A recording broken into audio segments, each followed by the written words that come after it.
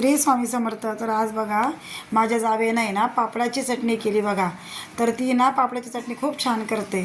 तर ती अशीच माझ्याकडे आली होती, तर तिला म्हटलं तुझ्या हातची पापडाची चटणी कर. तर अशी आपण भाजून वगैरे नेहमीच करतो, पण तिची पद्धत बघा तुम्ही.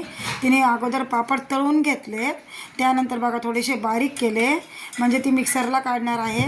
आणि थोडेसे बारीक केले ना मग मिक्सरमध्ये पटकन बारीक होतात. तर हे बघा तिने सगळे पापड असे मीडियम करून घेतलेत अगोदर हाताने, असे बारीक तुकडे वगैरे करून. आणि ते ना तर ते आता काय करणार आहे, मिक्सरच्या भांड्यामध्ये बारीक करून घेणार आहे. आणि मग त्यामध्ये चवीनुसार मीठ, त्याच्यानंतर परत आपलं लाल तिखट, लागलं तर जिरे लसूण बी तुम्ही पेस्ट करून टाकू शकता. पण ते काय होऊन जातं ना, लसणाने ते नरमपणा येतो चटणीला, त्यामुळे तिनं काही लसूण टाकलं नव्हतं. आता हे बघा असं ते जे तुकडे बारीक केले होते ना ते मिक्सरला काढून घेतले. आणि हे बघा आता किती सुंदर कलर वगैरे आला आहे आणि इतकी सुंदर चटणी झाली आहे ना. तुम्ही अशी एकदा नक्की करून बघा. आणि आता भाजून वगैरे आपण नेहमी करतो, त्यात कांदा टाकतो, टमाटे टाकतो, जसं जसं आपल्या पद्धतीने करायची आपण तशी करतो. पण अशा पद्धतीची एकदा नक्की तुम्ही करून बघा चटणी. चवीला पण खूप सुंदर झाली आहे, दिसायला पण बघा शेंगदाण्याच्या चटणीसारखीच दिसते. व्हिडिओ आवडला असेल तर नक्की सबस्क्राईब करा.